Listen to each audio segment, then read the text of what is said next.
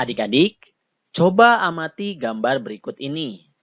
Ada gambar bergotong royong membersihkan kelas, bekerja sama membersihkan lingkungan, membantu kakek tua mendorong gerobak, dan membantu ibu mencuci piring di dapur. Semua gambar ini adalah contoh perilaku saling tolong-menolong atau bekerja sama dalam kebaikan. Nah, yang menjadi pertanyaan, apakah boleh kita tolong-menolong atau kerjasama dalam keburukan? Hai adik-adikku yang soleh dan soleha, bagaimana kabarnya? Semoga semuanya tetap sehat dan tetap semangat ya. Sebelum mulai, mari kita berdoa terlebih dahulu. Bismillahirrahmanirrahim. Robbi zidni ilman warzuqni fahman.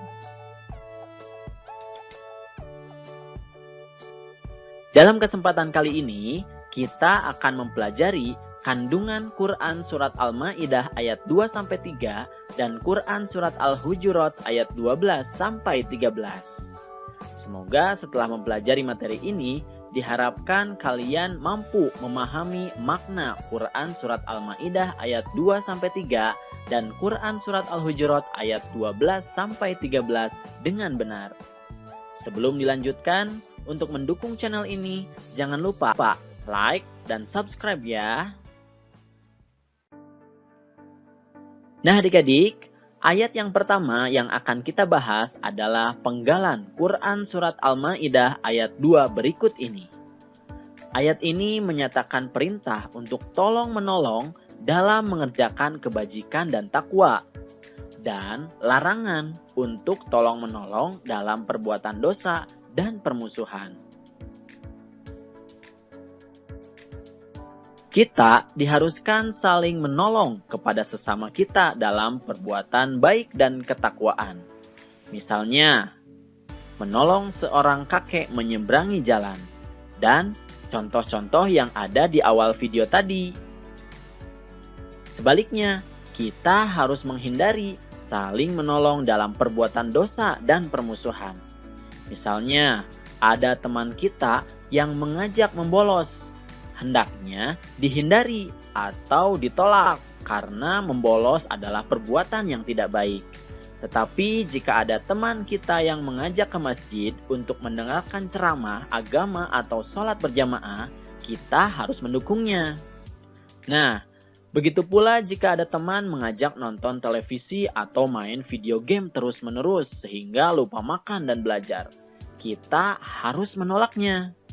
Tetapi, jika ada teman yang mengajak kita belajar bersama, kita harus mau bergabung karena belajar bersama sangat baik dan menguntungkan. Insya Allah kita akan mendapat karunia dan pahala dari Allah Subhanahu wa Ta'ala.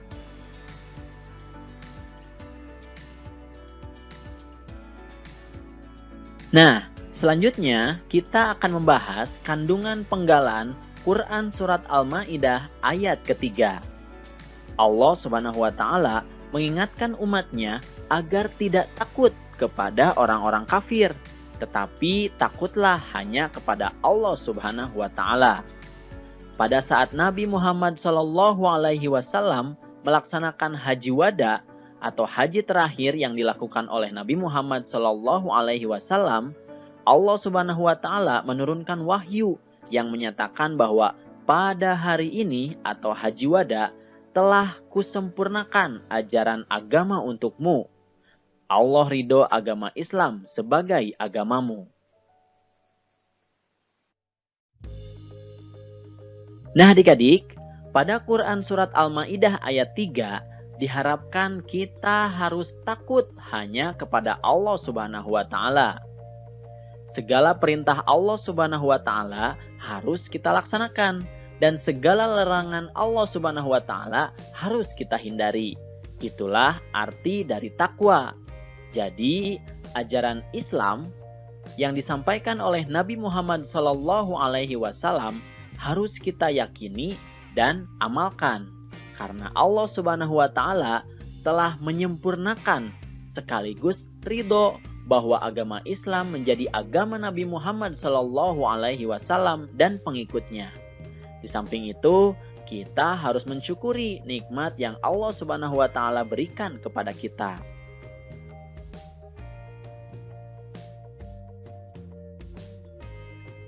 Selanjutnya, kita masuk ke ayat yang lain, yaitu pada Quran surat Al-Hujurat ayat 12. Di sini dinyatakan bahwa jika kita beriman kepada Allah Subhanahu wa taala, janganlah berprasangka buruk terhadap orang lain. Karena berprasangka, terutama prasangka buruk itu dosa besar. Di samping itu, kita tidak boleh mencari-cari kesalahan orang lain atau bergunjing.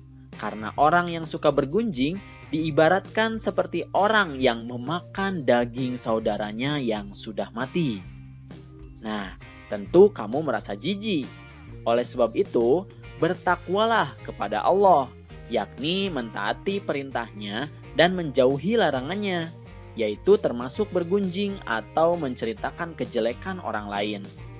Jika kita telah berbuat salah dan dosa karena telah melanggar larangan Allah Subhanahu wa taala, segeralah bertaubat dan bertakwa kepada Allah Subhanahu wa taala, karena sesungguhnya Allah Subhanahu wa taala Maha penerima tobat lagi Maha penyayang.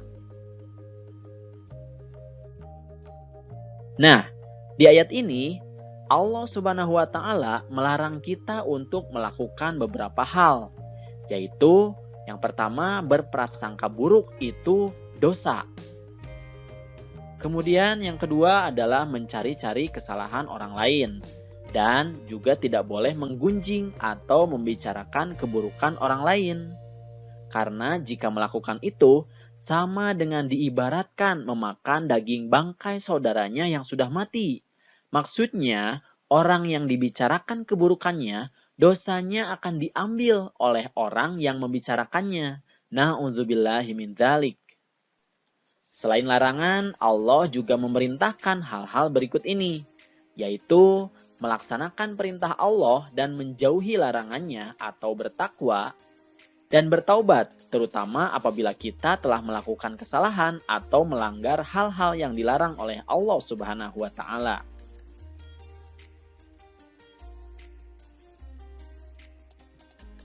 Kemudian selanjutnya, pada Quran surat Al-Hujurat ayat 13, Allah Subhanahu wa taala menyatakan bahwa Allah menciptakan manusia terdiri atas laki-laki dan perempuan.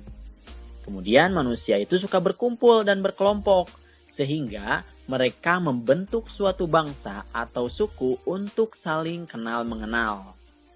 Kemudian Allah Subhanahu wa taala juga menyatakan bahwa orang yang paling mulia di sisi Allah Subhanahu wa taala adalah orang yang bertakwa, bukan orang yang memiliki harta, tahta, dan jabatan.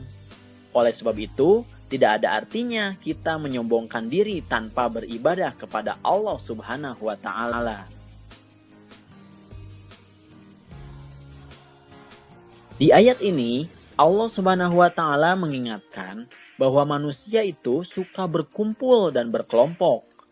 Ketika kita berkelompok, apa yang kita lakukan? Ya, benar. Jika kita belum mengenal dalam kelompok, kita harus saling kenal mengenal satu sama lainnya.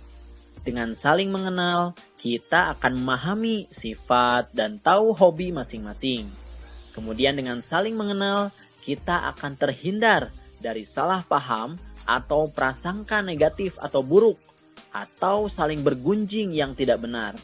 Nah, dengan demikian, tidak ada di antara kita saling menganggap diri paling benar atau paling baik, karena Allah Subhanahu wa taala sudah mengingatkan bahwa sesungguhnya yang paling mulia di antara kamu di sisi Allah Subhanahu wa taala ialah orang yang paling bertakwa.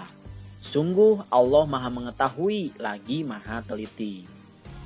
Nah, itu adalah penjelasan dari Quran surat Al-Hujurat ayat 13. Rasulullah Shallallahu Alaihi Wasallam bersabda, sebaik-baik kalian adalah yang belajar Al-Quran dan mengajarkannya.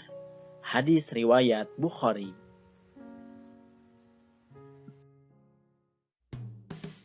Alhamdulillahirobbilalamin. Materinya sudah selesai. Semoga sekarang kalian sudah mampu memahami kandungan ayat-ayat tadi ya. Terima kasih atas perhatiannya dan mohon maaf jika ada kesalahan. Billahi taufik wal hidayah. Wassalamualaikum warahmatullahi wabarakatuh. Sampai jumpa di video berikutnya.